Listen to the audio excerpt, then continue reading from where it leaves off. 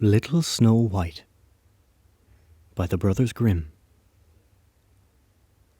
Once upon a time, in the middle of winter, when the flakes of snow were falling like feathers from the sky, a queen sat at a window sewing, and the frame of the window was made of black ebony. And whilst she was sewing and looking out of the window at the snow, she pricked her finger with the needle, and 3 drops of blood fell upon the snow. And the red looked pretty upon the snow. And she thought to herself, "Would that I had a child as white as snow, as red as blood, and as black as the wood of the window frame." Soon after, she had a little daughter, who was as white as snow, and as red as blood, and her hair was as black as ebony, and she was therefore called Little Snow White. And when the child was born, the queen died. After a year had passed, the king took to himself another wife. She was a beautiful woman, but she was proud and haughty, and she could not bear that anyone else should surpass her in beauty. She had a wonderful looking-glass. When she stood in front of it and looked at herself in it and said, looking glass, on the wall, who in this land is the fairest of all?" the looking-glass would answer, "Thou, O Queen, art the fairest of all." Then she was satisfied, for she knew that the looking-glass spoke the truth. But Snow White was growing up, and grew more and more beautiful. And when she was 7 years old, she was as beautiful as the day, and more beautiful than the queen herself. And once when the queen asked her looking-glass, looking glass on the wall, who in this land is the fairest of all?" it answered, "Thou art fairer than all who are here, Lady Queen. But more beautiful still is Snow White, as I ween." Then the queen was shocked. She turned yellow and green with envy. From that hour, whenever she looked at Snow White, her heart heaved in her breast. She hated the girl so much. And envy and pride grew higher and higher in her heart like a weed, so that she had no peace day or night. She called a huntsman, and she said, "Take the child away into the forest. I will no longer have her in my sight. Kill her, and bring me back her heart as a token." The huntsman obeyed, and took her away. But when he had drawn his knife and was about to pierce Snow White's innocent heart, she began to weep, and said, "Oh, dear huntsman, leave me my life. I will run away into the wild forest and never come home again." And as she was so beautiful, the huntsman had pity on her, and said, "Run away then, you poor child. The wild beasts will soon have devoured you," he thought. And yet it seemed as if a stone had been rolled from his heart, since it was no longer needful for him to kill her. And as a young boar just then came running by, he stabbed it. He cut out its heart, and he took that to the queen as proof that the child was dead. The cook had to salt this, and the wicked queen ate it, and thought that she had eaten the heart of Snow White. But now the poor child was all alone in the great forest, and so terrified that she looked at every leaf of every tree and did not know what to do. Then she began to run, and ran over sharp stones and through thorns, and the wild beasts ran past her, but they did her no harm. She ran as long as her feet would go, until it was almost evening. Then she saw a little cottage, and went into it to rest herself. Everything in the cottage was small, but neater and cleaner than can be told. There was a table on which was a white cover and 7 little plates, and on each plate a little spoon. Moreover, there were 7 little knives and forks, and 7 little mugs. Against the wall stood 7 little beds side by side, and covered with snow-white counterpanes. Little Snow White was so hungry and so thirsty that she ate some vegetables and some bread from each plate and drank a drop of wine out of each mug, for she did not wish to take all from one only. Then, as she was so tired, she laid herself down on one of the little beds. But none of them suited her. One was too long, another too short. But at last she found that the 7th one was just right, and so she remained in it, said a little prayer, and she went to sleep. When it was quite dark, the owners of the cottage came back. They were 7 dwarves who dug and delved into the mountains for ore. They lit their 7 candles, and as it was now light within the cottage, they saw that someone had been there, for everything was not in the same order in which they had left it.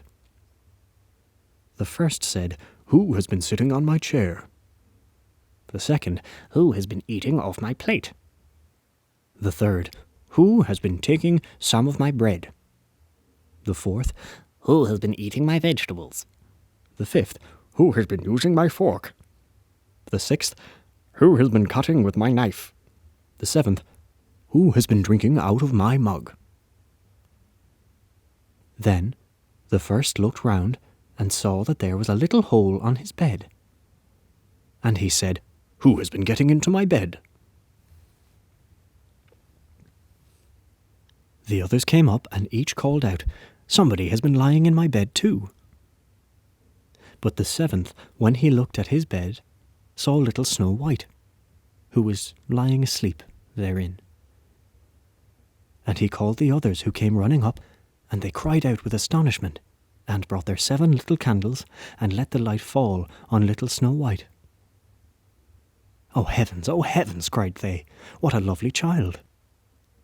And they were so glad that they did not wake her up, but let her sleep on in the bed.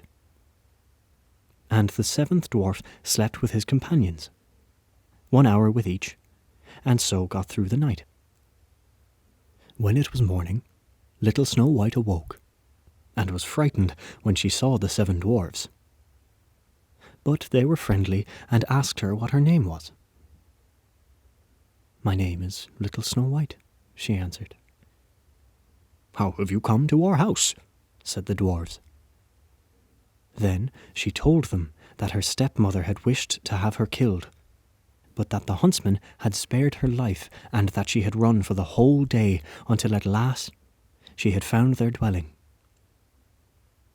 The dwarves said, "If you will take care of our house, cook, make the beds, wash, sew, and knit, and if you will keep everything neat and clean, you can stay with us, and you shall want for nothing." "Yes," said Snow White, "with all my heart." And she stayed with them. She kept the house in order for them. In the mornings they went to the mountains and looked for copper and gold. In the evenings they came back, and then their supper had to be ready. The girl was alone the whole day. So the good dwarves warned her and said, "Beware of your stepmother. She will soon know that you are here. Be sure to let no one come in." But the queen, believing that she had eaten Snow White's heart, could not but think that she was again the first and most beautiful of all. And she went to her looking-glass and said, "Looking glass on the wall, who in this land is the fairest of all?" And the glass answered, "O Queen, thou art fairest of all I see. But over the hills where the 7 dwarfs dwell, Snow White is still alive and well, and none is so fair as she. Then she was astounded, for she knew that the looking-glass never spoke falsely, and she knew that the huntsman had betrayed her, and that little Snow White was still alive. And so she thought and thought again how she might kill her, for so long as she was not the fairest in the whole land, envy let her have no rest. And when she had at last thought of something to do, she painted her face, and dressed herself like an old peddler woman, and no one could have known her. In this disguise, she went over the 7 mountains to the 7 dwarves, and knocked on the door and cried, "Pretty things to sell, very cheap, very cheap." Little Snow White looked out the window and called out, "Good day, my good woman. What have you to sell?" "Good things, pretty things," she answered. "Stay laces of all colours." And she pulled out one which was woven out of bright-coloured silk. "I may let the worthy old woman in," thought Snow White. And she unbolted the door and bought the pretty laces. "Child," said the old woman, "what a fright you look. Come, I will lace you properly for once." Snow White had no suspicion, but stood before her and let herself be laced with the new laces. But the old woman laced so quickly and so tightly that Snow White lost her breath and fell down as if dead. "Now I am the most beautiful," said the queen to herself, and ran away. Not long afterwards, in the evening, the 7 dwarves came home. And how shocked they were when they saw their dear little Snow White lying on the ground, and that she neither stirred nor moved, and seemed to be dead. They lifted her up, and, as they saw that she was laced too tightly, they cut the laces. Then she began to breathe a little, and after a while came to life again. When the dwarves heard what had happened, they said, "The old peddler woman was no one else than the wicked queen. Take care, and let no one come in when we are not with you." But the wicked woman, when she had reached home, went in front of the glass and asked, looking glass on the wall, "Who in this land is the fairest of all?" And it answered as before, "O Queen, thou art fairest of all I see. But over the hills where the 7 dwarfs dwell, Snow White is still alive and well, and none is so fair as she." When she heard that, all her blood rushed to her heart with fear, for she saw plainly that little Snow White was again alive. "But now," she said, "I will think of something that shall put an end to you." And by the help of witchcraft, which she understood, she made a poisonous comb. Then she disguised herself and took the shape of another old woman.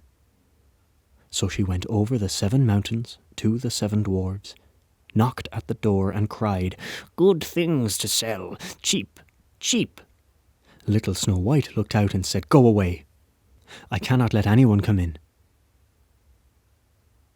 "I suppose you can look," said the old woman, and pulled the poisonous comb out and held it up. It pleased the girl so well that she let herself be beguiled and opened the door. When they had made a bargain, the old woman said, "Now I will comb you properly for once." Poor little Snow White had no suspicion, and she let the old woman do as she pleased. But hardly had she put the comb in her hair than the poison took its effect, and the girl fell down senseless. "You paragon of beauty," said the wicked woman. "You are done for now." And she went away. But fortunately it was almost evening, and the 7 dwarves came home. When they saw Snow White lying as if dead upon the ground, they at once suspected the stepmother, and they looked and found the poisoned comb. Scarcely had they taken it out when Snow White came to herself, and told them what had happened. Then they warned her once more to be upon her guard and to open the door to no one. The Queen, at home, went in front of the glass and said, looking glass, on the wall, who in this land is the fairest of all?" Then it answered as before, "O Queen, thou art fairest of all I see. But over the hills where the 7 dwarfs dwell, Snow White is still alive and well, and no one is as fair as she." When she heard the glass speak thus, she trembled and shook with rage. "Snow White shall die," she cried, "even if it costs me my life." Thereupon she went into a quiet, secret, lonely room where no one ever came, and there she made a very poisonous apple. Outside it looked pretty, white with a red cheek, so that everyone who saw it longed for it, but whoever ate a piece of it must surely die. When the apple was ready, she painted her face, and dressed herself up as a country woman, and so she went over the 7 mountains to the 7 dwarves. She knocked at the door. Snow White put her head out of the window and said, "I cannot let anyone in. The 7 dwarves have forbidden me." "It is all the same to me," answered the woman. "I shall soon get rid of my apples. There, I will give you one." "No," said Snow White, "I dare not take anything." "Are you afraid of poison?" said the old woman. "Look, I will cut the apple in 2 pieces. You eat the red cheek, and I will eat the white." The apple was so cunningly made that only the red cheek was poisoned. Snow White longed for the fine apple, and when she saw that the woman ate part of it, she could resist no longer, and stretched out her hand and took the poisonous half. But hardly had she a bit of it in her mouth than she fell down dead. Then the Queen looked at her with a dreadful look and laughed aloud and said, "White as snow, red as blood, black as ebony wood. This time the dwarves cannot wake you up again."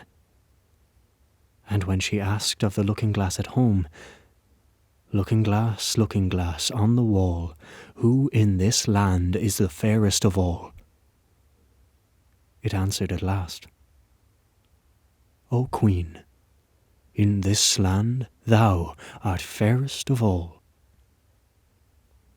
Then her envious heart had rest, so far as an envious heart can have rest. The dwarves, when they came home in the evening, found Snow White lying upon the ground. She breathed no longer, and was dead. They lifted her up, looked to see whether they could find anything poisonous, unlaced her, combed her hair, washed her with water and wine, but it was all of no use. The poor child was dead, and remained dead. They laid her upon a bier, and all 7 of them sat around it and wept for her, and wept for 3 days long. Then they were going to bury her, but she looked as though she were living, and still had her pretty red cheeks. They said, "We could not bury her in the dark ground."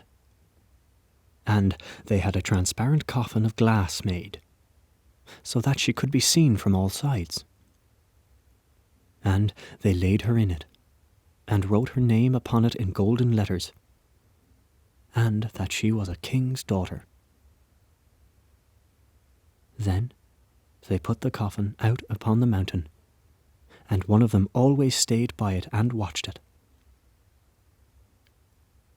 And birds came too, and wept for Snow White. First an owl, then a raven, and at last a dove. And now Snow White lay a long, long time in the coffin, and she did not change, but looked as if she were asleep. For she was as white as snow, as red as blood, and her hair was as black as ebony.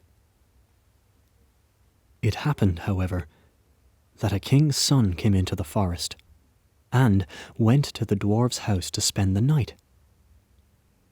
He saw the coffin on the mountain, and the beautiful Snow White within it, and read what was written upon it in golden letters. Then he said to the dwarves, "Let me have the coffin. I will give you whatever you want for it." But the dwarves answered, "We will not part with it for all the gold in the world." Then he said, "Let me have it as a gift, for I cannot live without seeing Snow White. I will honour and prize her as my dearest possession." As he spoke in this way, the good dwarves took pity on him, and so they gave him the coffin. And now the king's son had it carried away by his servants on their shoulders, and it happened that they stumbled over a tree stump, and with the shock, the poisonous piece of apple which Snow White had bitten off came out of her throat. And before long she opened her eyes, lifted up the lid of the coffin, sat up, and was once more alive. "Oh, heavens! Where am I?" she cried. The king's son, full of joy, he said, "You are with me." And he told her what had happened. And he said, "I love you more than everything in the world. Come with me to my father's palace. You shall be my wife." And Snow White was willing, and went with him, and their wedding was held with great show and splendour. But Snow White's wicked stepmother was also bidden to the feast. When she had arrayed herself in beautiful clothes, she went before the looking-glass and said, looking glass on the wall, who in this land is the fairest of all?" The glass answered, "O Queen, of all here the fairest art thou, but the young queen is fairer by far, as I trow." Then the wicked woman uttered a curse, and was so wretched, so utterly wretched, that she knew not what to do. At first she would not go to the wedding at all, but she had no peace, and must go to see the young queen. And when she went in, she knew Snow White, and she stood still with rage and fear, and could not stir. But iron slippers had already been put upon the fire, and they were brought in with tongs and set before her. She was forced to put on the red-hot shoes and dance until she dropped down dead. The end.